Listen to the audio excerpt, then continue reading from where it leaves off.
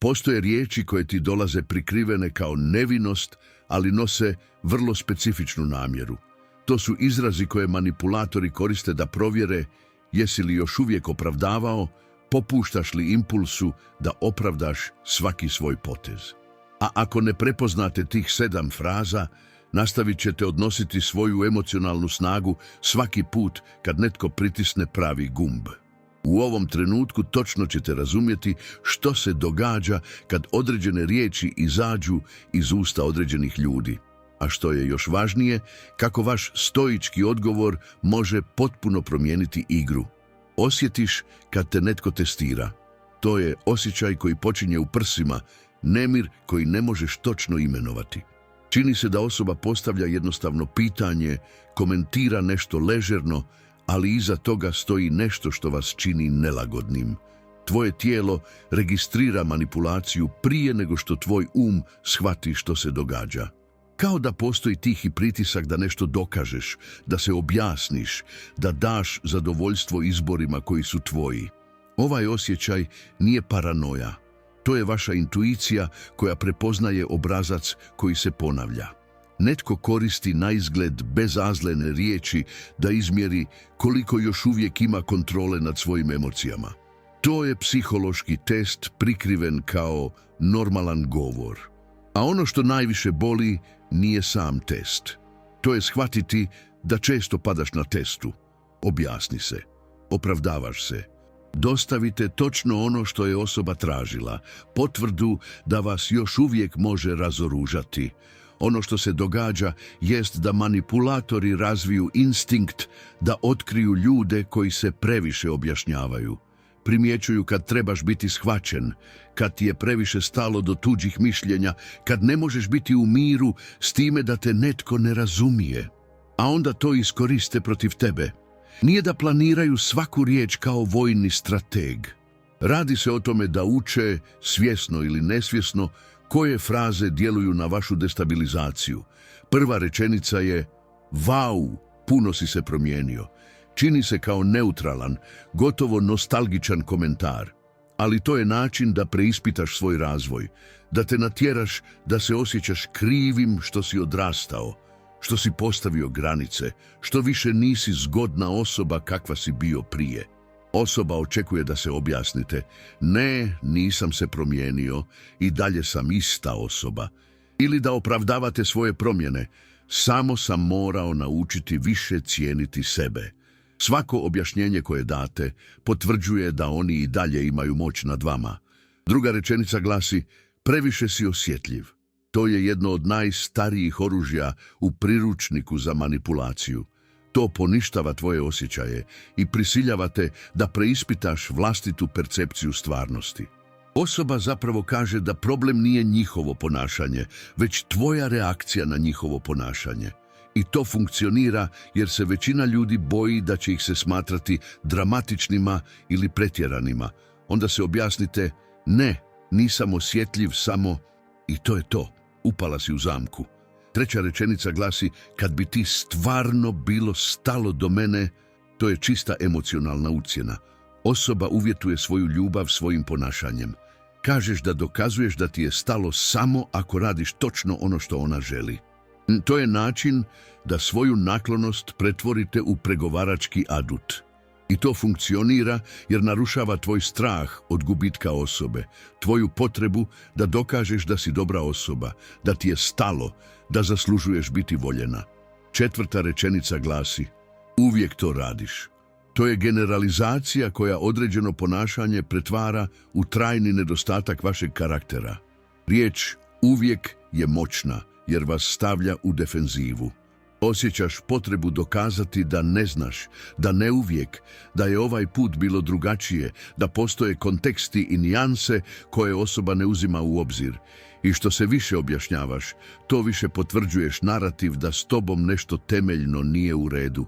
Peta rečenica je: samo ti pokušavam pomoći. To je način da se kritika pretvori u naklonost. Osoba vas napada, a zatim se stavlja u poziciju nekoga tko čini dobro za vas. Sjajno je, jer se svaka negativna reakcija s vaše strane može protumačiti kao nezahvalnost. kako ćeš se žaliti nekome tko ti pokušava pomoći. Zato se objasnite, zahvalite, smanjite nelagodu kako ne biste djelovali nezahvalno. 6. rečenica glasi: nisi bio takav. To je varijacija prvog, ali s većom emocionalnom težinom. To je način da kažeš da si izgubio nešto vrijedno, da je tvoja trenutna verzija inferiornija od prethodne. To ti remeti nesigurnost, strah da si donio pogrešne odluke, da si izgubio svoju bit u procesu odrastanja. Osoba očekuje da se opravdate, da objasnite zašto ste se promijenili, da dokažete da ste još uvijek dobra osoba. 7. rečenica glasi: svi tako misle o tebi. To je poziv na imaginarni autoritet. Osoba koristi navodno kolektivno mišljenje kako bi opravdala svoju individualnu kritiku. Snažno je, jer budi tvoj strah od društvenog odbacivanja, tvoju potrebu da te grupa prihvati. Osjećaš potrebu pitati tko su ti svi, da se braniš, da dokažeš da te većina ljudi zapravo voli. Sada, kad prepoznate te fraze, nešto se mijenja u vašoj percepciji. Više ne reagirate automatski. Više se ne objašnjavaš impulzivno. Razumiješ da si na kušnji i biraš kako ćeš reagirati. Nije da postaneš hladna ili neosjetljiva osoba. To je da razviješ emocionalno razlučivanje. Naučiš razliku između iskrenog razgovora i pokušaja manipulacije. Stoički odgovor nije uzvratiti udarac. To nije razotkrivanje manipulacije. Nije tu da se drži predavanje o psihološkim taktikama. Stoički odgovor je svjesna tišina. To je ne reakcija. To je dopustiti da fraza umre u zraku bez da je hranite svojom emocionalnom energijom. Kad netko kaže: "Vau, puno si se promijenio", možeš se složiti: "Istina je." I tu stani. Nema objašnjenja, bez opravdanja, nema obrane. Ova tišina nije pasivnost, to je moć. To je vaš način da pokažete da vam ne treba odobrenje te osobe da biste potvrdili svoje odluke. Ti pokazuješ da se nećeš upustiti u emocionalnu igru koju ona predlaže. To si ti koji štitiš svoju energiju za stvari koje su zaista važne. Kad prestaneš objašnjavati sebe, događa se nekoliko stvari. Prvo, vraćate svoje vrijeme i mentalnu energiju. Drugo, prisiljavate drugu osobu da bude izravnija oko onoga što stvarno želi. Treće, postavite jasnu granicu o tome kakav ste razgovor spremni voditi. Četvrto, razvijate samopouzdanje u vlastitu percepciju stvarnosti. Neki će se ljudi osjećati nelagodno zbog vašeg novog stava. Reći će da ste se udaljili, da više niste ista osoba, da ste izgubili spontanost. To je normalno. To se događa kad prestanete hraniti dinamiku koja vam više ne služi. To je cijena emocionalne zrelosti. Drugi ćete više poštovati. Shvatit će da vas više ne mogu lako manipulirati i prilagodit će svoje ponašanje. Prestat će koristiti te izraze s vama jer će shvatiti da više ne djeluju. Počet će komunicirati izravnije i iskrenije. Ono što trebate razumjeti jest da ljudi koji koriste ove izraze obično nisu zlonamjerni. Često su te obrasce komunikacije učili u obitelji, u prethodnim vezama, u društvu. Rade to jer djeluje, jer ljudi reagiraju, jer tako dobiju što žele. To nije nužno makijavelistički plan. To je ponašajna navika, ali to ne znači da to moraš prihvatiti. Možete imati suosjećanja prema osobi bez prihvaćanja takvog ponašanja. Možeš razumjeti da se tako ponaša iz nesigurnosti, straha, neznanja, kako drugačije komunicirati, a ipak održava svoje granice. Suosjećanje ne znači biti emocionalni otirač. Ključ je razviti ono što su stoičari nazivali ravnodušnošću.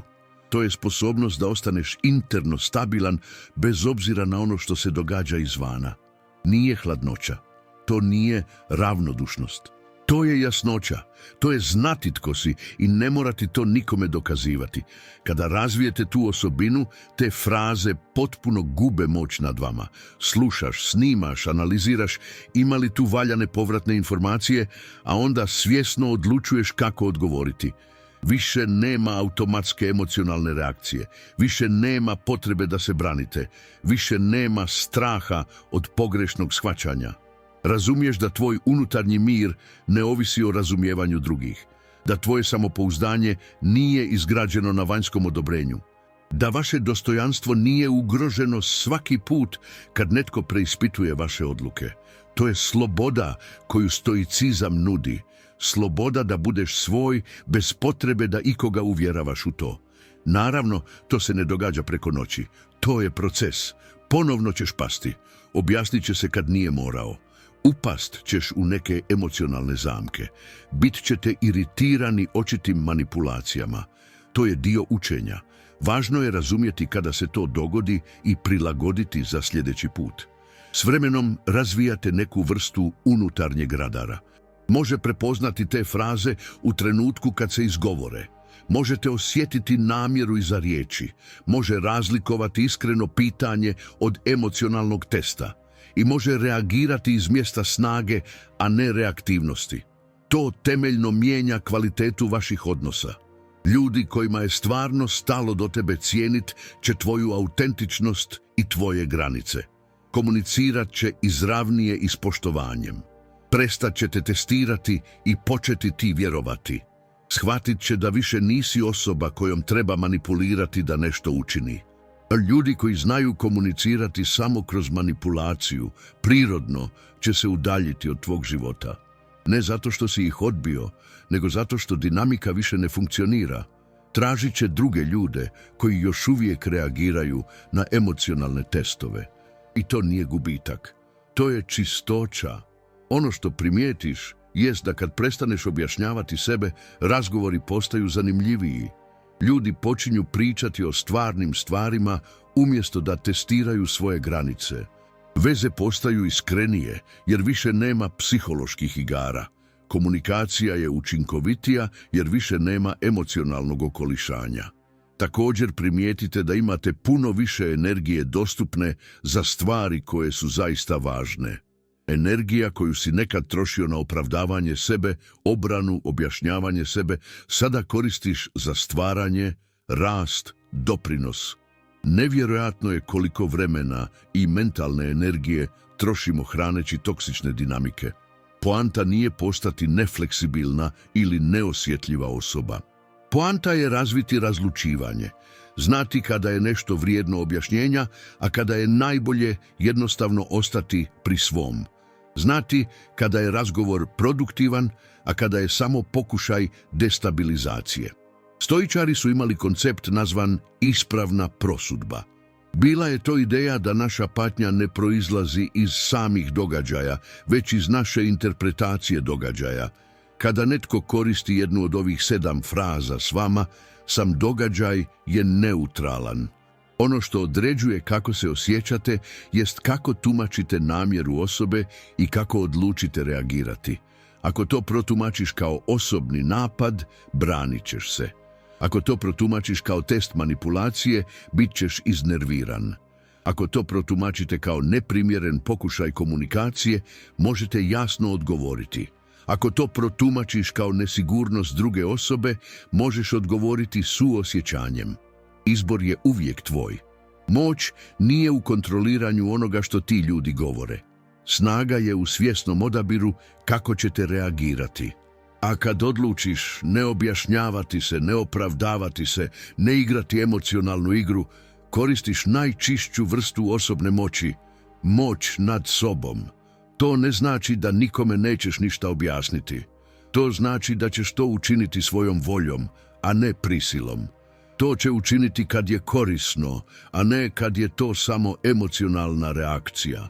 To će učiniti za ljude koji zaslužuju vašu transparentnost, a ne za one koji vas samo žele testirati. Postoji temeljna razlika između objašnjavanja i objašnjavanja sebe. Kada objašnjavate, dijelite informacije dobrovoljno, kako biste olakšali razumijevanje ili riješili praktični problem. Kad se objašnjavaš, braniš se od implicitne optužbe, pokušavajući dokazati da nisi ono što oni sugeriraju da jesi. Objašnjenje dolazi iz mjesta obilja. Samo objašnjenje dolazi iz mjesta oskudice. Objašnjenje je poklon koji daješ kad god želiš. Samo objašnjenje je priznanje koje odaješ kad se osjećaš pod pritiskom. Objašnjenje jača odnose. Samo objašnjenje osnažuje manipulatore. Prepoznavanje ovih 7 fraza samo je prvi korak. Drugi korak je razviti alternativne odgovore koji čuvaju njihovo dostojanstvo bez stvaranja nepotrebnih sukoba. Jer cilj nije pobijediti u verbalnoj borbi. Cilj je održati svoj unutarnji mir i osobne granice. Kad netko kaže, vau, puno si se promijenio, umjesto da se objašnjavaš, možeš odgovoriti, istina je, stalno se razvijam. I tu stani. Kad kažu, preosjetljiv si, možeš odgovoriti, možda si u pravu, i promijeniti temu. Kad kažu da ti je stvarno stalo do mene, možeš odgovoriti, moja naklonost nije uvjetovana, i ostati pri svome. Ti odgovori djeluju jer ne negiraju niti potvrđuju provokaciju. Jednostavno preusmjeravaju energiju na produktivnije mjesto. Ne hrane dramu niti stvaraju sukobe. Oni samo potvrđuju da nećete sudjelovati u emocionalnoj igri koja se predlaže. S vremenom shvatiš da većina ljudi koji koriste te izraze ni ne shvaća da to rade. To je automatski obrazac koji su naučili kako bi dobili ono što žele. Kad prestaneš reagirati na obrazac, često ga jednostavno prestanu koristiti, jer više ne funkcionira. Drugi ljudi mogu u početku skalpirati to ponašanje, mogu postati uporniji, koristiti izravnije fraze, isprobavati druge načine manipulacije. To je normalno. To se događa kada strategija koja je oduvijek funkcionirala odjednom prestane funkcionirati. To je kao da ovisnik pokušava pritisnuti gumb na uređaju koji je prestao raditi. Važno je ne popustiti u ovom trenutku. Nemoj se vraćati starom obrascu samo da izbjegneš sukobe. Održavajte položaj mirno i dosljedno. S vremenom će osoba shvatiti da mora pronaći novi način komunikacije s vama ili će potražiti druge koji još uvijek reagiraju na emocionalne testove. Također ćete primijetiti da su neke od tih fraza dio vašeg vlastitog repertoara, da neke od njih koristiš s drugim ljudima, svjesno ili nesvjesno. Nemoj se zbog toga osuđivati. Prepoznajte, prilagodite se i poboljšajte. Osobni rast je proces, a ne odredište. Kada prestanete koristiti te izraze s drugim ljudima i vaši odnosi se poboljšavaju, ljudi se osjećaju sigurnije u tvojoj blizini jer znaju da ih nećeš emocionalno testirati. Znaju da mogu biti autentični bez straha od osude ili manipulacije. Znaju da je njihova komunikacija izravna i iskrena. To stvara krug vrlina. Privlačiš ljude koji komuniciraju na zdrav način i udaljavaš se od onih koji znaju komunicirati samo kroz psihološke igre. Tvoj život postaje jednostavniji, jasniji, mirniji. Stoicizam uči da smo odgovorni samo za ono što je pod našom kontrolom.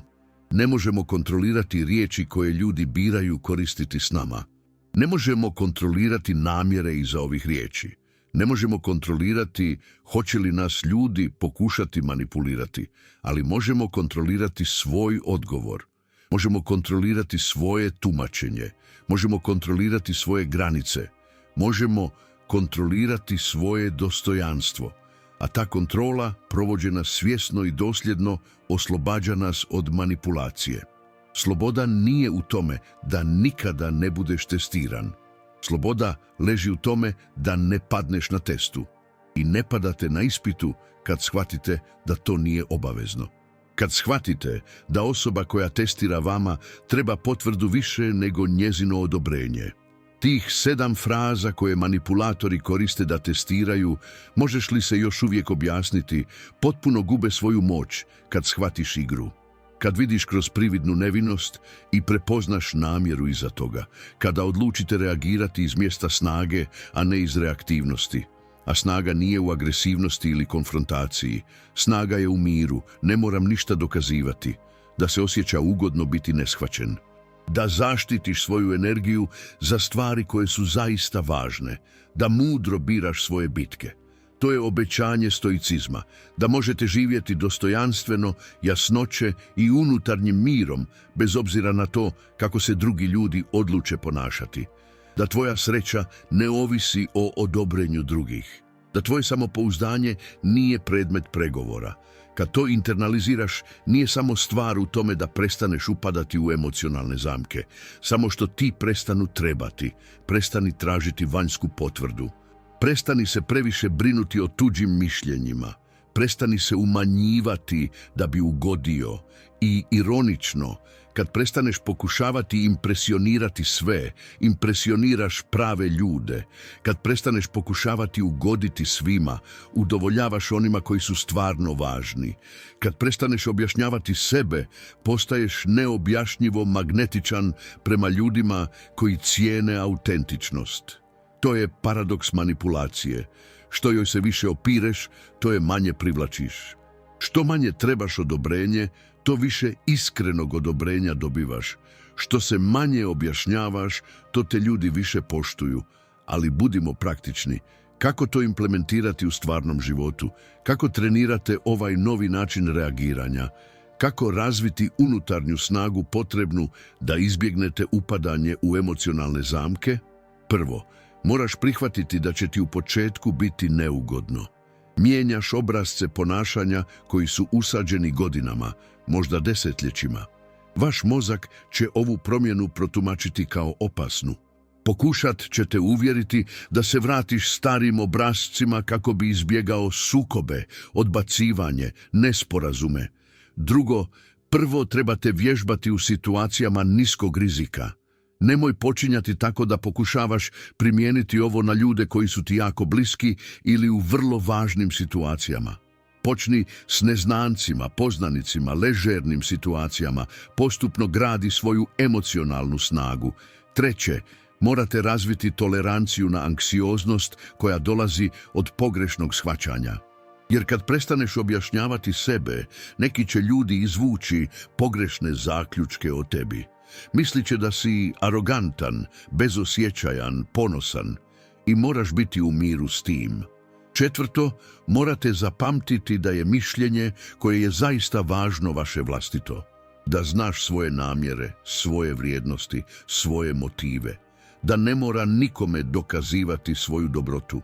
Da te ljudi koji te stvarno poznaju neće suditi na temelju izoliranog ponašanja. Peto, morate shvatiti da zdrave veze ne zahtijevaju stalnu potvrdu. Ljudi kojima je stvarno stalo do tebe neće te stalno testirati. Neće koristiti manipulativne izraze da dobiju ono što žele. Komunicirat će izravno, iskreno, s poštovanjem. Kada usvojite te istine, vaš se život mijenja na duboke načine. Ne gubiš vrijeme i energiju na neproduktivne razgovore, ne razmišlja o nesporazumima, ne brine previše o dojmu koji ostavlja na ljude. Razvijate ono što su stoičari nazivali ataraksija, mentalni mir, unutarnji mir koji ne ovisi o vanjskim okolnostima. Smirenost koju ne mogu poljuljati tuđe riječi, povjerenje koje ne treba stalnu potvrdu, i to se odražava u svim aspektima vašeg života. Na poslu više ne prihvaćate destruktivnu kritiku prikrivenu kao povratnu informaciju. Ne objašnjavaš se šefovima ili kolegama koji te pokušavaju omalovažiti. Ne sudjeluje u tračevima niti političkim igrama. Ostaje usredotočen na ono što je zaista važno. Raditi svoj posao kako treba. U romantičnim vezama više ne tolerirate emocionalnu ucjenu. Ne prihvaća da se njegova naklonost koristi kao sredstvo za pregovore. To se ne objašnjava partnerima koji stalno preispituju svoje odluke, prijateljstva, prioritete. Održava svoju individualnost čak i unutar partnerstva. U prijateljstvima privlačiš ljude koji te cijene takvog kakav jesi, da te ne pokušavaju promijeniti, kontrolirati, testirati, koji poštuju njihove granice i njihove izbore, koji komuniciraju izravno kad postoje problemi umjesto da koriste manipulaciju. U obitelji postavljate jasne granice o tome kakav tretman ćete prihvatiti. To se ne objašnjava rodbini koja koristi krivnju, ucjenu ili usporedbe da bi vas kontrolirala. Održavaju odnose pune poštovanja čak i s ljudima koji se ne slažu s njihovim odlukama. Rezultat je jednostavniji, jasniji i autentičniji život. Zdraviji odnosi, više vremena i energije za stvari koje su zaista važne. Manje drame, manje stresa, manje emocionalne zbunjenosti. To ne znači da ti je život savršen. To znači da razvijate alate za mudrije rješavanje nesavršenosti. Da se ne prepustite nepotrebnim emocionalnim previranjima. Da zadržiš dostojanstvo bez obzira na to kako se drugi ljudi odluče ponašati. 7 fraza koje manipulatori koriste da testiraju, možete li se još uvijek objasniti, samo su vrh sante leda. Postoji cijeli svemir manipulativne komunikacije koju možeš naučiti prepoznati i neutralizirati. Triangulacije, gaslighting, projekcije, zamjena uloga, viktimizacija, okrivljavanje. Ali kad savladate umjetnost da se ne objašnjavate nepotrebno, razvijete imunitet na sve te taktike. Jer sve ovise o tvojoj potrebi da budeš shvaćen, prihvaćen, odobren. Kad ti više ne trebaju te stvari od pogrešnih ljudi, postaješ imun na njihove manipulacije. A najljepše je što ne morate postati hladna ili distancirana osoba da biste to postigli.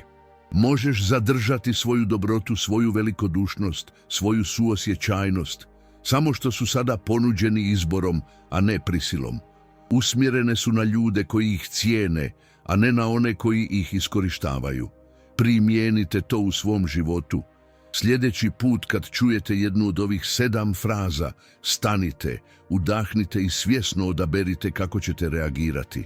Ostavite komentar ovdje u kojem ćete reći koje ste od ovih fraza čuli i kako namjeravate sljedeći put drugačije reagirati. Ako vam je ovaj sadržaj donio jasnoću, ostavite svoj like i pretplatite se na kanal. Na taj način nastavljate jačati svoju stoičku prisutnost i razvijati mudrost koja manipulaciju pretvara u priliku za rast.